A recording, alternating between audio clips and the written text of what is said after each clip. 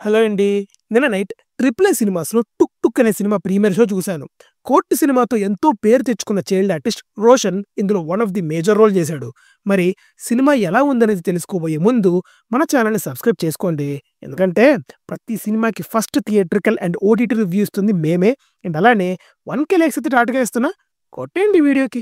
Now coming to the story line. ఒక పల్లెటూరులోని ముగ్గురు పిల్లలు ఒక పాత స్కూటర్‌ని రిపేర్ చేసుకొని ఆ స్కూటర్‌ని వాడుకుంటారు. అయితే ఆ స్కూటర్ ఈ పిల్లల మాటలకి రియాక్ట్ అవ్వడం స్టార్ట్ చేసింది. అసలు ఈ స్కూటర్ ఎవరిది?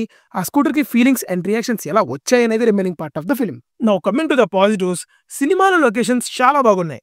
ఒక పల్లెటూరు వాతావరణాన్ని చాలా బ్యూటిఫుల్‌గా క్యాప్చర్ చేశారు. నేచర్‌ని చూపిస్తూ ఒక మంచి ఫీల్ తీసుకొచ్చారు విజువల్స్‌తో. ముగ్గురు పిల్లలు కూడా ఎక్సలెంట్‌గా పెర్ఫార్మ్ చేశారు. ఫస్ట్ హాఫ్ మొత్తం వాళ్ళ యాక్టింగ్‌తో మంచిగా ఎంటర్‌టైన్ చేశారు. కామెడీ కూడా మరీ పడి పడి నవ్వుకునేంత కాకపోయినా డీసెంట్‌గా బానే ఉంది. ఫస్ట్ హాఫ్‌లో కొన్ని సీన్స్ ఇంట్రెస్టింగ్‌గా ప్రిపేర్ చేసుకున్నారు. అంటే ఆ సీన్స్ ఆల్రెడీ మనం చాలా మూవీస్‌లో చూసినవే. కానీ వాటిని ప్రెజెంట్ చేసిన విధానం కొంచెం ఇంట్రెస్టింగ్‌గా అనిపించింది. మెయిన్‌గా కాన్ఫ్లిక్ట్ స్టార్ట్ అయిన విధానం బాగుండింది. అలానే సినిమాలో ఒక మెసేజ్ ఉంటది. ఆ మెసేజ్‌ని లింక్ చేసిన ఐడియా కూడా బాగుంది. ఇంకా పిల్లల మధ్య ఉండే కాన్వర్జేషన్స్ నేచురల్‌గా అనిపించాయి. ఆ చిత్తూరు స్లాంగ్ అండ్ రూరల్ నేటివిటీకి బాగా రిలవెంట్‌గా డైలాగ్స్‌ని రాసుకున్నారు. అండ్ ఎక్కడా కూడా ఆర్టిఫిషియల్‌గా అనిపించలేదు.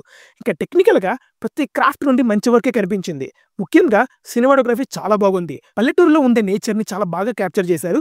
మ్యూజిక్ కూడా బానే ఉంది. నెగెటివ్స్‌లోకి వెళ్లే ముందు మేము జస్ట్ 12 గంటల్లోనే 'లాస్ట్ ఇన్ డ్రీమ్స్' అనే ఒక వీడియో షూట్ చేసాం. చూసిన వాళ్ళంతా ఎక్స్‌ట్రార్డినరీగా ఉందంటున్నారు. ఈ వీడియో టైటిల్‌లో ఉన్న @మూవీస్ ఫర్ యూ మ్యాక్స్ మీద క్లిక్ చేసి వీడియో చూడండి. అండ్ క్లైమాక్స్‌కి మీ మైండ్ పోవడం గ్యారంటీ. ఇప్పుడింక నెగెటివ్స్ విషయానికొస్తే స్టోరీ అండ్ స్క్రీన్ ప్లే రొటీన్‌గా ఉంది. నిజానికి ఈ స్టోరీ రొటీన్ అయినా కూడా ప్రెజెంటేషన్ కొత్తగా ఉండుంటే ఖచ్చితంగా ఫ్రెష్ ఎక్స్‌పీరియన్స్ కలిగేది. కానీ ప్రెజెంటేషన్ కూడా చాలా రొటీన్. మనం ఆల్రెడీ ఎన్నో మూవీస్‌లో చూసినట్టే ఉంటదనమాట.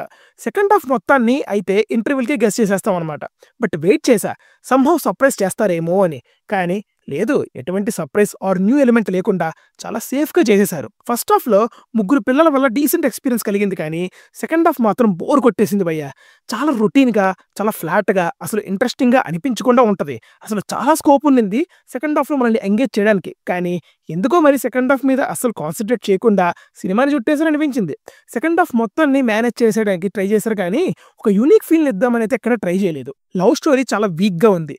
క్యారెక్టర్స్‌ని సరిగ్గా కనెక్ట్ ఆర్ ఇంట్రొడ్యూస్ చేయకుండా మధ్యలో ప్రేమని కనెక్ట్ చేద్దాం అనుకుంటే అది వర్కౌట్ అవ్వదు భయ్యా. ఎందుకంటే మనకి కనెక్ట్ అవ్వని క్యారెక్టర్స్ ఏం చేసినా కూడా మనకేం అనిపించదు.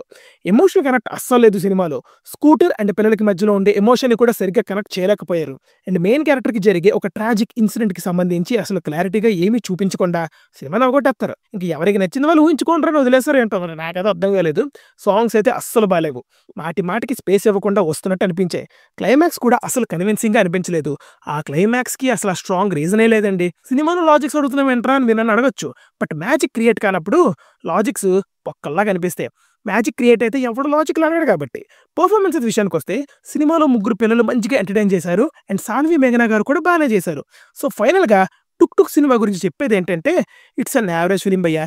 టైమ్ పాస్ కోసం ఒకసారి చూస్తే చూడొచ్చు. ఇంకో రివ్యూతో నా వాయిస్‌ని మీరు మళ్ళీ వింటారు. By. The movies for you.